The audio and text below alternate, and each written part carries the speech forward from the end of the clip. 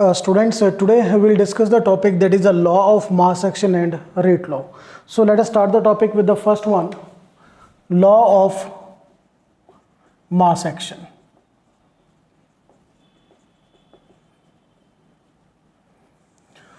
So suppose we are having a reaction that is A moles of A react with B moles of B react with C moles of C to give you the products, where this small a, small b and small c, these are the stoichiometric coefficients.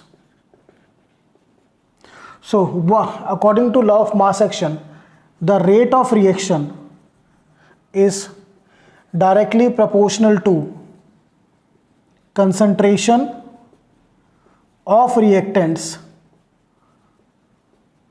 raised to the power equal to stoichiometric coefficients. Clear? Stoichiometric coefficient are these a, small b and small c. So how will I write? R is directly proportional to, in this reaction we are having three reactants A, B and C. So directly proportional to concentration of A raised to the power small a, B raised to the power small b and C raised to the power small c. So beta, if I will remove this proportionality sign, I will get a constant K, A moles of A raised to the power A, B raised to the power B and C raised to the power C. So this definition देखते हैं पहले, what is the law of mass action. वो बिल्कुल clear है कि जो rate of reaction है, it is directly proportional to concentration of reactant raised to the power equal to stoichiometric coefficient. So I'll write the definition, then we will go to the further discussions. The rate of reaction is directly proportional to the concentration of reactants raised to the power equal to the number of stoichiometric coefficient, जिसको बेटा SC से भी denote करते हैं. सो ये तो हुई definition law of mass action की. अब इस टॉपिक को थोड़ा आगे कंटिन्यू करते हैं. सो हमने किया क्या है अब तक, just see out. Our reaction is small A moles of A react with B moles of B react with C moles of C to form products. So the rate is equal to, R is equal to K, A raised to the power A, B raised to the power B and C raised to the power C. Now this K is said to be the rate constant or specific reaction rate, or also said to be the beta velocity constant. So first we will see what is the definition of the rate constant. How can we define it? So definition of rate constant K.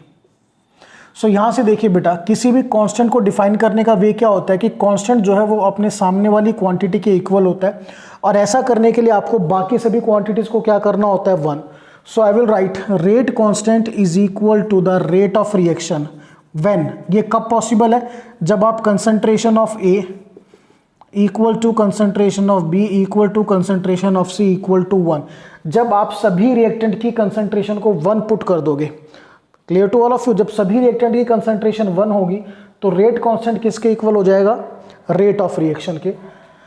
So definition is rate constant is equal to rate of reaction when the concentration of all the reactants becomes unity or becomes 1. Clear to all of you? So this is regarding the definition of rate constant. Now next we have to study what is the characteristic of rate constant. क्या इसकी characteristics हैं, just देखिए, सी out, very important characteristics. आपको अगर ये पता करना है कि आपका जो रेट ऑफ रिएक्शन है, ठीक है ना, उसको फिजिकली अगर मेजर करना तो एक क्वांटिटी है जिससे हम रेट ऑफ रिएक्शन का आइडिया लगा सकते हैं। अगर आप रेट कांस्टेंट की वैल्यू देखें तो आप रेट ऑफ रिएक्शन को आइडेंटिफाई कर सकते हैं कि अगर किसी रिएक्शन का रेट कांस्टेंट ज़्यादा है, इट मीन्स उसका रेट भी ज़्यादा होगा। If any reaction has less value of rate constant, it means it will have the less rate constant. तो first characteristics is it is the measure of rate of reaction. ये बेटा rate of reaction का measure है। Second, अगर बात करें कि जो आपकी रिएक्शंस हैं, सपोज हमारे पास दो रिएक्शन है तो दोनों रिएक्शंस में जो रेट कांस्टेंट की वैल्यू होगी वो डिफरेंट होगी। Clear to all of you? So I will say different reactions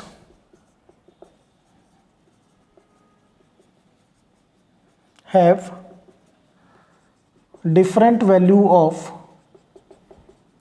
values of rate constant. Now the third characteristics is अगर हम बात करें कि किसी एक रिएक्शन की one of the important characteristics क्या है, तो रेट कांस्टेंट उसकी one of the important characteristics में आता है। So rate constant is the one of the characteristics of the reaction. And the fourth point I will discuss, जो आपका rate constant है, देखिए rate constant is equal to rate of reaction, तो वो आपकी कंसंट्रेशन ऑफ रिएक्टेंट पे depend नहीं करता। So rate constant does not depend on concentration of reactants. So now we will see कि हम according to law of mass action, rate law भी थोड़ा डिस्कस करेंगे बाद में। So according to law of mass action हम rate कैसे लिखें, just see out. So the rate according to law of mass action, just see out. So बेटा कोई भी रिएक्शन अगर हम लेके चलें, any reaction you will take, suppose I will take the reaction N2O5 giving you twice NO2 plus half O2। अगर इस reaction में आपको जो रेट होगा that is equal to R is equal to K, reactant है आपका N2O5 और इसका जो स्टोइचियोमेट्रिक कोएफिशिएंट है वो 1। Clear? Will take one more example. If I will give you the reaction H2 plus I2 giving you twice HI। बेटा अगर इस रिएक्शन के लिए नोट करना है then R is equal to K, अब जो आपका रिएक्टेंट है एक H2 है, सेकेंड रिएक्टेंट आपका I2 है और दोनों के स्टोइचियोमेट्रिक कोएफिशिएंट 1 है। Clear? So this is the way how can we write the rate according to the law of mass action. But law of mass action में थोड़ा सा एक हमारा प्रॉब्लम है, problem in the sense I tell you, there is the limitation of law of mass action। जो limitation है, just देखिए मैं आपको लिमिटेशन क्लियर करता हूँ। हमारे पास एक रिएक्शन है, पर्टिकुलरली अगर हम बात करें, if I take the example of photochemical reaction, I will take the example of photochemical reaction. So the reaction is, I will take twice NH3 giving you N2 plus 3H2। सो बेटा इस reaction में अगर आप law of mass action को follow करते हो तो आपका जो रेट लॉ, जो आपका रेट का एक्सप्रेशन आएगा R is equal to K NH3 की पावर 2 ये आना चाहिए। बट इन एक्चुअल जो रेट है वो NH3 पे डिपेंड नहीं करता, NH3 की पावर क्या है 0 है, वो इस पे डिपेंड नहीं करता। सो यहाँ पर क्या देखिए थोड़ा सा लिमिटेशन आता है कि हमारी फोटोकेमिकल भी और कई ऐसी रिएक्शन है जो लॉ ऑफ मास एक्शन के अकॉर्डिंग वर्क नहीं करती, क्योंकि अगर मैं लॉ ऑफ मास एक्शन को देखूं तो जो रेट है वो किसके डायरेक्टली प्रोपोर्शनल है, concentration of ammonia raise to the power 2। But actual practice में अगर मैं अमोनिया की कंसंट्रेशन को इंक्रीज करूंगा तो रेट पे कोई इफेक्ट नहीं होता। इट मीन्स जो रेट है वो अमोनिया की कंसंट्रेशन पे डिपेंड नहीं कर रहा है, तभी मैंने पावर क्या लगाई है, 0 लगाई है। तो यहाँ पर अब क्या चीज़ है, लॉ ऑफ मास एक्शन में कई जगह प्रॉब्लम आई है कि ये जो स्टोइचियोमेट्रिक कोएफिशिएंट है, clear to all of you, ये कई जगह पर आपकी जो रेट ऑफ रिएक्शन है उसको सिग्निफाई नहीं कर पाते। मैं और एग्जांपल भी दूंगा, will take one more example here.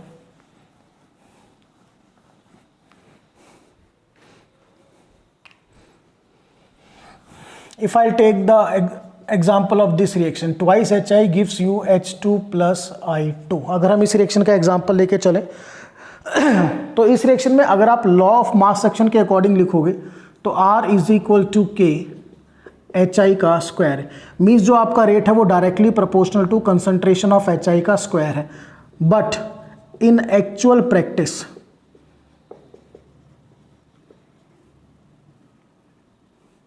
जो R है वो रेट जो है वो HI की कंसंट्रेशन पे डिपेंड ही नहीं करता। R is equal to K, HI की जो पावर है वो 0 है। सो यहाँ पर क्या है कि अब इस रिएक्शन में मैं जो पावर है मैं स्टोइचियोमेट्रिक कोएफिशिएंट को नहीं ले सकता। सो यहाँ पर जो limitation I law of mass action की क्या आई कि कई जगह पर स्टोइचियोमेट्रिक कोएफिशिएंट जो है वो एक्चुअल रेट में यू कैन से सिग्निफाई नहीं कर पाते वहाँ पर। सो वहाँ के लिए इसमें थोड़ा सा हम चेंज करेंगे और जो हमारा आर्टिकल अगला होगा वो क्या होगा, आपका law, that is rate law. तो इसमें अगर मैं लिमिटेशन की बात करूँ तो लिमिटेशन में क्या है, there are some reactions which does not signify the stoichiometric coefficient SC, does not signify the stoichiometric coefficient in the rate of reaction। Clear to all of you, rate of reaction में signify नहीं करते। तो इसी point को आगे करने के लिए हमारे पास जो नेक्स्ट था that is rate law.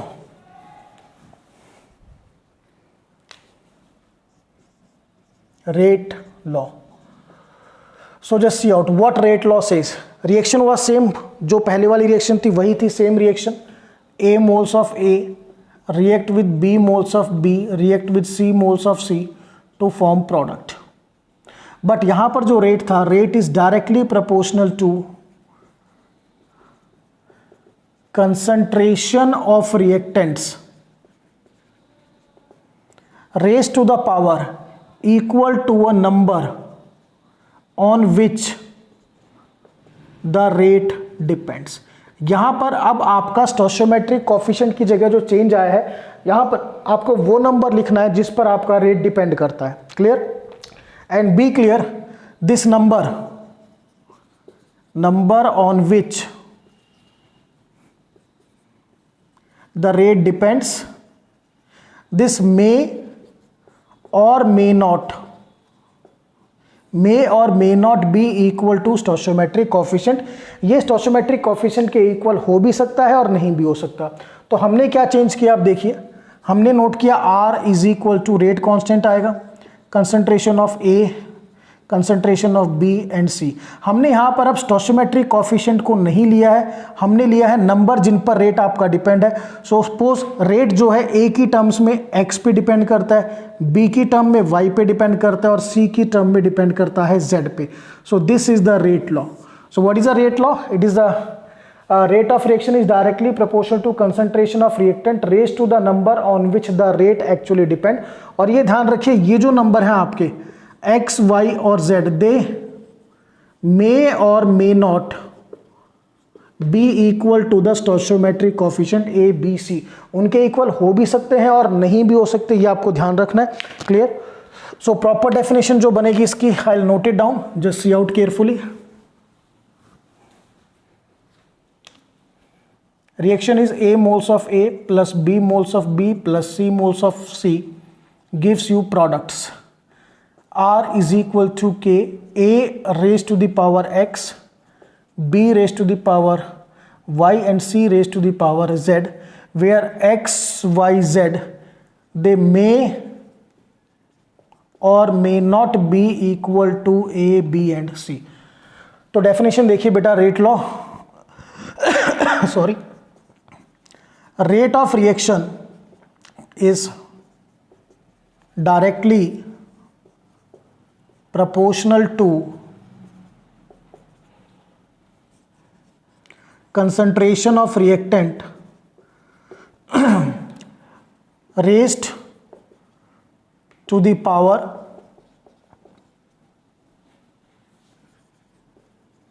equal to a number on which the rate actually depends, जिस पे आपका जो रेट है वो एक्चुअली क्या करता है, डिपेंड करता है.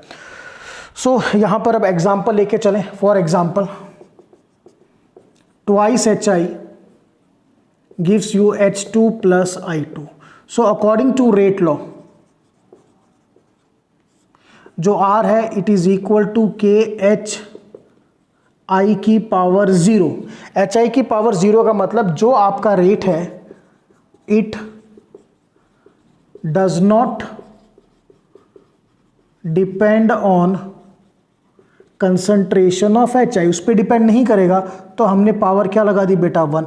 और किसी की भी पावर की वैल्यू, किसी की भी पावर अगर 0 हो तो उसकी वैल्यू क्या हो जाती है 1. तो R is equal to K. So यहां पर अब हमें स्टोइचियोमेट्रिक कोफिशिएंट को नहीं देखना है, हमें उस एक्चुअल नंबर को देखना है जिस पर रेट डिपेंड हो.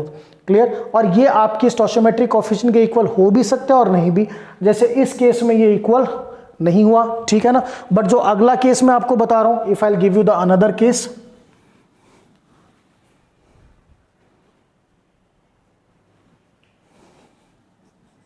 H2 plus I2 giving you twice HI. अब इसमें जो R है it is equal to K H2 की पावर 1 I2 की पावर 1. यहां पर जो पावर थी वो स्टोइचियोमेट्रिक कोफिशिएंट के इक्वल हो गई. क्यों? क्योंकि rate is directly proportional to concentration of H2, rate is directly proportional to concentration of I2 power 1. सो यहां पर जो आपके जो आपकी पावर्स हैं these are equal to stoichiometric coefficient. But जो पहले एग्जांपल दिया था twice HI giving you H2 plus I2, बेटा इस रिएक्शन में जो रेट था वो HI पे डिपेंड नहीं कर रहा था. तो जो आपकी पावर्स थी वो स्टोइचियोमेट्रिक कोफिशिएंट के इक्वल नहीं थी. क्लियर. तो रेट लॉ क्लियरली कहता है कि हमें जो पावर में नंबर लेना है वो नंबर लेना है जिस पर रेट आपका एक्चुअली डिपेंड करेगा. नंबर कैसे पता करते हैं? एक्सपेरिमेंटल है. अगर मैं H2 की कंसंट्रेशन को इंक्रीज करता हूं और रेट इंक्रीज हो जाएगा, इट मीन्स जो रेट है वो कंसंट्रेशन पे डिपेंड करता है. अब यहां पर जब हमने HI की कंसंट्रेशन को चेंज किया तो रेट पर कोई भी इफेक्ट नहीं हुआ. इट मीन्स जो है HI की कंसंट्रेशन का रेट पे कोई भी इफेक्ट नहीं है. तो वहां पे पावर क्या आ गई आपकी 0 आ गई. तो इस चीज को ध्यान रखना है कि रेट लॉ जो है वो लेटेस्ट है और लॉ ऑफ मास एक्शन जाता है that was the historical concept. अब क्वेश्चन अराइज होता है कि हम कैसे पता करें कि पावर जो है वो इक्वल टू स्टोइचियोमेट्रिक कोफिशिएंट है या नहीं है. तो इसमें सबसे पहली चीज तो आपको ध्यान रखनी है कि जो आपकी फोटोकेमिकल रिएक्शंस हैं, फोटोकेमिकल रिएक्शंस में जो पावर है these are not equal to stoichiometric reactions. क्योंकि फोटोकेमिकल रिएक्शन लाइट की प्रेजेंस में होती है और वो रिएक्शन में जो रेट है वो कंसंट्रेशन पे डिपेंड नहीं करता, डिपेंड करता है इंटेंसिटी ऑफ लाइट पे. हमने factors affecting rate of reaction भी किया था. तो अब आप फोटोकेमिकल रिएक्शन को अलग कर दीजिए. बाकी रिएक्शन में सबसे पहले आप काम कैसे करोगे? आपको स्टोइचियोमेट्रिक कोफिशिएंट ही लेना है अनटिल अनलेस हम आपको क्वेश्चन में प्रोवाइड करते हैं कि भी जो रेट है वो उस पर डिपेंड नहीं कर रहा है, तब आप उसकी वैल्यू 0 लोगे. ठीक है. तो मेन चीज अब क्या फोकस हो गया है कि फोटोकेमिकल रिएक्शन को हटा दीजिए, उसमें आपका जो पावर है वो स्टोइचियोमेट्रिक कोफिशिएंट के इक्वल नहीं होगा. ठीक है. सेकेंडली हम आपको we will inform you in question. अगर हम क्वेश्चन में इन्फॉर्म करते हैं तब भी आप उसको ले सकते हो. अदरवाइज बाकी केसेस में क्या करना है आपको? इन रेस्ट अदर केसेस में जो आपको पावर है वो किसके इक्वल लेके चलनी है? स्टोइचियोमेट्रिक कोफिशिएंट के इक्वल आपको लेके चलनी है. चलिए मैं थोड़ा सा एक एग्जांपल और देता हूं so that it may be clear to you. अब जो एक्सप्रेशन आप लिख रहे हो अकॉर्डिंग टू रेट लॉ, देखिए अब ये मैंने एक आपको इक्वेशन दी है. देखिए equation is very clear. H2O2 plus 3I negative plus 2H positive giving you twice H2O plus I3 negative. Clear to all of you? Now the rate depends on concentration of H2O2 and I negative. Rate depends on concentration of H2 and I negative and does not depend on concentration of H positive. So write rate law. Rate law लिखना है अब आपको. कैसे लिखोगे? So R is equal to, clear to all of you. अब बेटा H positive pay depend नहीं करता, उसको हटा दीजिए. पहली चीज तो ये होगी, ठीक है ना, उसको हटा दीजिए, does not depend. So R is equal to आपके बचे क्या, K H2O2 और I नेगेटिव. अब आप पावर क्या लगाओगे? अब ये तो डिपेंड नहीं करता, ये तो बिल्कुल ही हट गया. हटने का मतलब अगर आप इसको लिखो तो आप H पॉजिटिव की पावर क्या लगा दोगे, 0. अब इन पे डिपेंड करता है. अब इन पे स्टेटमेंट को देखिए, rate depends on concentration of H2O2 and I negative. अब डिपेंड होने का मतलब क्या होता है, यहां देखो ध्यान से, जो रेट है, ठीक है, it is directly proportional to concentration of A भी हो सकता है, directly proportional to square of concentration भी हो सकता है, directly proportional to cube of concentration भी हो सकता है. तो अगर मैंने सिर्फ लिखा है डायरेक्टली डिपेंड्स ऑन कंसंट्रेशन, यानी जो पावर लेनी है वो आपको 1 लेके चलनी है. तो आपका जो रेट लॉ आएगा R is equal to K H2O2 की पावर 1 और I नेगेटिव की power 1. That is the rate law. Clear to all of you? So इस चीज को प्रॉपरली ध्यान रखना है कि कैसे न्यूमेरिकल ये करना है. चलिए एक क्वेश्चन और देते हैं अब. Now second question given to us is C2H5Cl giving you C2H4 plus HCl. Now write rate law expression. कैसे लिखेंगे? अब बेटा आपको कोई भी हिंट नहीं दे रखा है कि आपका जो रेट है वो इसकी कंसंट्रेशन पे डिपेंड करता है या नहीं करता है. तो हम ये मान के चलेंगे कि जो रेट है वो आपकी कंसंट्रेशन पे डिपेंड करेगा, C2H5Cl, और जो पावर आप लगाओगे अब वो क्या लगाओगे, स्टोइचियोमेट्रिक कोफिशिएंट. तो ध्यान रखिए, power is equal to stoichiometric coefficient. Clear to all of you? Clear? इसमें बस 2 चीजें ध्यान रखिए. Number 1, it is not a photochemical equation, photochemical reaction या इक्वेशन नहीं होनी चाहिए. Secondly, no hint is given in equation regarding independency of concentration of reactant. जो कंसंट्रेशन ऑफ रिएक्टेंट है उसकी इंडिपेंडेंसी के बारे में हमें कोई भी हिंट गिवन नहीं है. इंडिपेंडेंसी का मतलब भाई वो इंडिपेंडेंट है या नहीं है, या उसके कंसंट्रेशन को चेंज करने से इफेक्ट हो रहा है या नहीं हो रहा है. तब हम क्या लेके चलेंगे, power is equal to stoichiometric coefficient. इस सेकंड पॉइंट को आप ऐसे भी लिख सकते हो, that there is no hint in the question regarding that concentration, that rate does not depend on concentration, कि जो रेट है वो कंसंट्रेशन पे डिपेंड नहीं करता. तो ऐसा भी कुछ गिवन नहीं है, तो हम क्या लेके चलेंगे, इक्वल टू स्टोइचियोमेट्रिक कोफिशिएंट. पिछले क्वेश्चन में क्लियरली उन्होंने कहा था कि जो रेट है वो डायरेक्टली प्रोपोर्शनल टू कंसंट्रेशन था 2 स्पीसीज के, थर्ड के नहीं था. तो थर्ड को हमने वहां से क्या कर दिया था, एलिमिनेट कर दिया था. ठीक है. नाउ सो अब इसमें एक चीज और करनी है, जो रेट लॉ आपने लिखा, अब इसको अगर हम गैसीय सिस्टम में करें तो कैसे लिखेंगे. Now rate law expression for गैसीय सिस्टम. तो गैसीय सिस्टम में फिर से वही बेटा एक इक्वेशन कंसीडर करते हैं, A moles of A, B moles of B, C moles of C to form products. All these are gases. So अब जो आपका रेट होगा, it is equal to rate constant, clear to all of you. और यहां पर concentration की जगह आप क्या लेके चलोगे, partial pressures. What you have to take, you have to take the pressures. तो प्रेशर के केस में how can we write, just see out, partial pressure of A multiplied by partial pressure of B multiplied by partial pressure of C raised to the power equal to a number on which the rate depends, PA raised to the power X, PB raised to the power Y और PC raised to the power Z। तो वही है, सिर्फ concentration की जगह हमने क्या ले लिया बेटा, partial pressure, that is only difference. तो डेफिनेशन देखते हैं, rate of reaction is directly proportional to partial pressure of reactants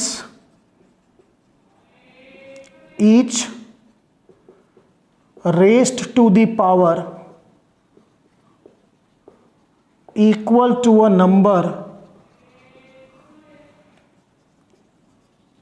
on which the rate actually depends. ठीक है, तो यहां पर मैं आपको क्लियर करूं, फिर से वही चीज है जो पहले भी थी, जो a b C they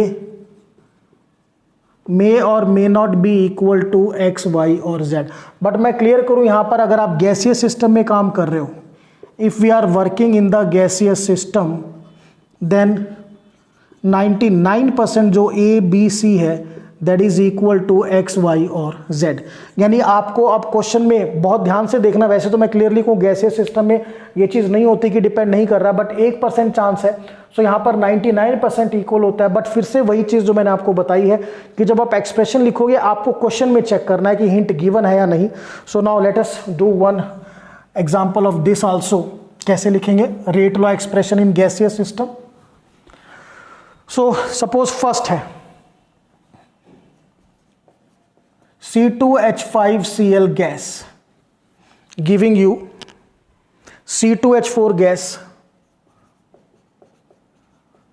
plus HCl gas। So rate law, अब क्या आपको कोई हिंट गिवन है कि जो रेट है वो C2H5Cl पे डिपेंड नहीं करता? So no hint is given that rate does not depend on, अब गैसेज में तो मैं क्या लिखूंगा, partial pressure of C2H5Cl। So you will write R is equal to K partial pressure of C2H5Cl और ऊपर power 1। Clear to all of you. तो इस चीज को ध्यान रखना है कि गैसेज सिस्टम में कैसे वर्कआउट करना है, बिल्कुल सेम एज इट इज है, सिर्फ कंसंट्रेशन को हमने किससे रिप्लेस किया है, पार्शियल प्रेशर से हमने उसको रिप्लेस किया। तो यहां पर ध्यान रखना है, जो आपका पर्टिकुलरली बात करें लॉ ऑफ मास एक्शन था वो हिस्टोरिकल था, वहां पे कहा था जो आपका रेट ऑफ रिएक्शन है that is directly proportional to concentration of reactant raised to the power equal to stoichiometric coefficient. इसको जो है रेट लॉ ने क्या करा कि वो जो पावर है वो एक एक्चुअल नंबर है जिस पर रेट आपका डिपेंड करता है। सो ये चीज आपको ध्यान करनी कि कब वो जो पावर है वो स्टोइचियोमेट्रिक कोएफिशिएंट के इक्वल होगी, कब वो पावर या एक्चुअल नंबर स्टोइचियोमेट्रिक कोएफिशिएंट के इक्वल नहीं होगा। इस चीज पे थोड़ा आपको जैसे मैंने कहा बिल्कुल वैसे ही वर्कआउट करना है। तो आज के लेक्चर में हमने लॉ ऑफ मास एक्शन और रेट लॉ को किया। यहाँ पर मेन आपको सीखना क्या है कि how to write the rate law expression of a equation, किसी भी इक्वेशन का रेट लॉ एक्सप्रेशन कैसे लिखे, और उसमें ध्यान क्या रखना है कि कब आपको पावर स्टोइचियोमेट्रिक कोएफिशिएंट के इक्वल रखनी है, कब आपको पावर स्टोइचियोमेट्रिक कोएफिशिएंट के इक्वल नहीं रखनी। So this is all about the you can say the law of mass action, rate law, and how to write the rate law expression, that's all.